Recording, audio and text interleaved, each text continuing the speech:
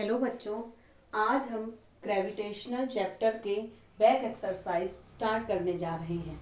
तो first question क्या कहता है, how does the force of gravitation between two objects changes when the distance between them is reduced to half. Suppose कीजिए ये दो object हैं और इनके बीच की जो डिस्टेंस है वो हम आर मान लेते हैं, स्मॉल आर। एक ऑब्जेक्ट का मास कैपिटल एम और एक का स्मॉल एम। तो उन्होंने कहा है कि जब डिस्टेंस हाफ कर दी जाएगी यानी कि r/2 जब हो जाएगा तो what is the force of gravitation between these two object. As we know the force of gravitation is equal to Gm upon R square. अब r को हमें हाफ करना है, मीन्स Gm अपॉन r/2 का हम होल स्क्वायर कर देंगे। Clear. अब जब हम इसको ब्रैकेट को हटाएंगे तो m upon r square by 4 हो जाएगा। क्लियर है। तो जब ऐसा केस होता है तो इसमें रेसिप्रोकल का केस बन जाता है, ये 4 ऊपर चला जाएगा, means Gm upon R square. इस 4 को हम आगे लिख लेंगे, यानी Gm अपॉन आर स्क्वायर क्या हो गया, पहले के ग्रेविटेशनल फोर्स के बराबर। तो अब बाद का ग्रेविटेशनल फोर्स कितना होगा, 4F। यानी कि अब आपका फोर्स ऑफ ग्रेविटेशन पहले के फोर्स ऑफ ग्रेविटेशन का 4 टाइम्स हो जाएगा, 4 गुना हो जाएगा। ये तो क्लियर है। देखिए जब हम डिस्टेंस घटाएंगे, एज वी नो फोर्स जो होता है इनडायरेक्टली प्रोपोर्शनल होता है to the square of distance between these two object.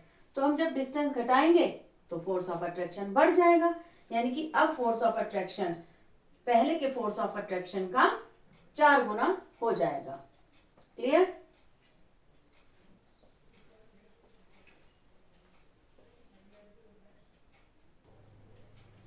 Second question says gravitational force act on all objects in proportion to their masses. Why then a heavy object does not fall faster than a light object? इसका reason बिल्कुल simple है बच्चों। हमने formula में पढ़ा था कि जो स्मॉल जी होता है means acceleration due to gravity, it does not depend on the mass of the object.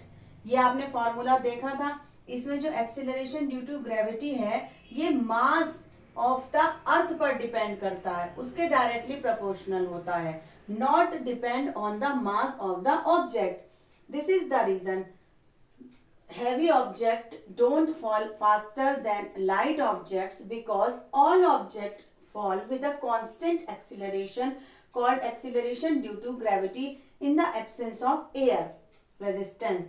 This acceleration is constant and does not depend on the mass of the object. जब हम ऊपर से feather या कोई एक क्रम्पर्ड ball of paper डालते हैं तो मैंने आपको लास्ट लेक्चर में बताया था कि जो पेपर है वो थोड़ा धीरे धीरे आता है in comparison to the crumpled ball. Why? Due to air resistance. जो पेपर है उसमें एयर रेजिस्टेंस ज्यादा लगता है, इसलिए वो इस तरह से लहराता हुआ नीचे आता है, क्रम्पर्ड बॉल सीधे नीचे आ जाती है। बट स्मॉल जी जो एक्सीलरेशन ड्यू टू ग्रेविटी होता है वो मास ऑफ द ऑब्जेक्ट पर डिपेंड नहीं करता है। अगर हम किसी भी रूम में वैक्यूम क्रिएट कर दें फिर दोनों ऑब्जेक्ट्स को ऊपर एक सर्टेन हाइट से जब हम फॉल करेंगे तो दोनों ऑब्जेक्ट एक साथ एक ही टाइम पर नीचे गिरेंगे। So this is the reason.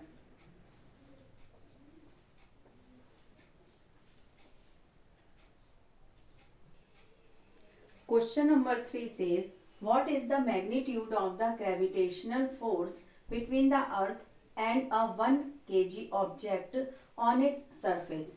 Mass of the earth is 6 multiply 10 raised to the power 24 kg and radius of the earth is 6.4 into 10 raised to the power 6 meter. So we know the formula of gravitational force. F is equal to G capital M small m upon r square. Clear. So The value of g is, we know, 6.67 into 10 raised to the power minus 11 multiply, this is the capital M is the mass of the earth. So mass of the earth is given 6 multiply 10 raised to the power 24 multiply mass of the object is 1 kg, 1 upon radius of the earth is 6.4 into 10 raised to the power 6 का हम whole square कर लेंगे. Clear. अब हम power वाली सारी digit को एक साइड में रखेंगे. 6.67 इंटू 6 मल्टीप्लाई 1 का तो कोई इसमें नेग्लिजिबल है अपॉन 6.4 मल्टीप्लाई 6.4 मल्टीप्लाई. अब हम सारी इन डिजिट को एक तरफ कर लेंगे पावर वाली. 10 raise to the power minus 11 into 10 raise to the power 24 upon 10 raise to the power कितना हो जाएगा 6 + 6 ये हो जाएगा 12. क्लियर.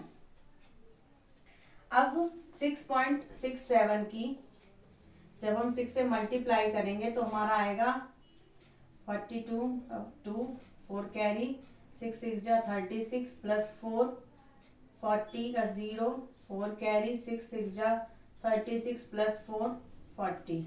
2 डिजिट के बाद डेसिमल लगा देंगे यानी ये आ जाएगा 40.02 अपॉन में. अब हम 6.4 की 6.4 से जब मल्टीप्लाई करेंगे तो 4 4 जा 16 का 6 1 कैरी 4 6 जा 24 प्लस 1 25 मल्टीप्लाई 6 4 जा 24 का 4 2 कैरी 6 6 जा 36 plus 2 38 6 5 plus 4 9 8 plus 2 0 10 is 0 3 plus 1 4. तो इसका आंसर आ जाएगा 2 डिजिट के बाद डेसिमल लगेगा इसमें 40.96. यहाँ पर 4 होगा बच्चों. नहीं ठीक है. मल्टीप्लाई पावर हो जाएगी इसकी. अब ये जो 12 है ये ऊपर जाएगा तो ये माइनस का हो जाएगा यानी कि माइनस का 11 और माइनस का 12 तो हम इन्हें ऐड कर देंगे. 2 + 1 3 1 + 1 2. क्लियर. तो हो जाएगा 10 raise to the power minus 23 into 10 raise to the power 24. तो ये हो जाएगा 40.02 upon 40.96 into 10 raise to the power. अब यहाँ पर कितना बचेगा 10 बचेगा. क्लियर. तो जब हम इस सारी इस डिजिट को सॉल्व करेंगे तो आंसर आएगा हमारा 9.8 और हमने फोर्स निकाला है तो ये आएगा न्यूटन में. इसका मैं आपको एक और फॉर्म बताना चाह रही हूँ बच्चों. जैसे अभी हमने पढ़ा था कि यहाँ पर मास ऑफ द ऑब्जेक्ट 1 kg दे रखा है तो 1 kg तो नेग्लिजिबल होता है तो F कितना हो जाएगा capital G capital M upon R square. तो ये हमने पढ़ा था ये किसके इक्वल होता है स्मॉल g के बराबर होता है. तो अगर हम अपना थोड़ा सा कॉन्सेप्चुअल इस न्यूमेरिकल को सॉल्व करना चाहें तो ये सारी डिजिट लिखकर आपको स्मॉल g की वैल्यू तो पता है ये कितनी होती है 9.8 मीटर पर सेकेंड स्क्वायर होती है. तो यहाँ पर जब ये फॉर्मूला जो है इसमें स्मॉल m की वैल्यू 1 दे रखी है तो ये फॉर्मूला स्मॉल g के बराबर होता है. तो बट नेचुरली कि इसका आंसर होगा 9.8 न्यूटन. क्लियर. तो इन शॉर्ट आप ऐसे भी इस न्यूमेरिकल को समझ सकते हैं.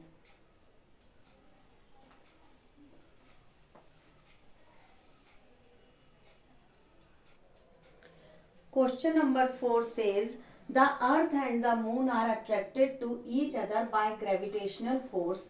Does the earth attract the moon with a force that is greater or smaller or the same as the force with which the moon attracts the earth?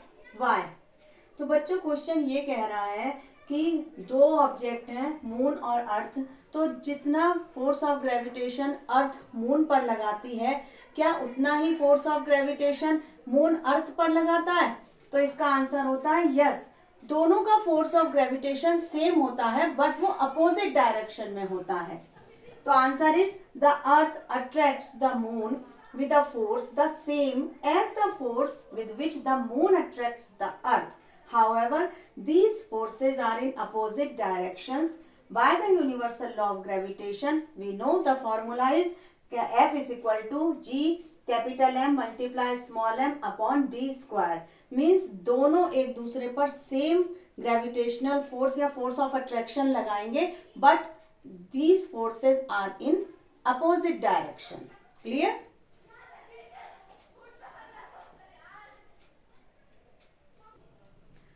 Question number 5 says, if the moon attracts the earth, why does the earth not move towards the moon? What is the reason? The reason is the mass of the earth is much more than the mass of the moon. This is the reason the acceleration rate जो होती है अर्थ की towards the moon वो कम होती है in comparison to the moon की जो acceleration rate होती है towards the earth. Clear?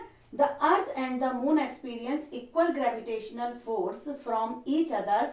However, the mass of the earth is much larger than the mass of the moon. Hence, it accelerates at a rate lesser than the accelerate rate of the moon towards the earth. For this reason, the earth does not move towards the moon. Clear? So that's all for today. I hope you like my videos. Bye.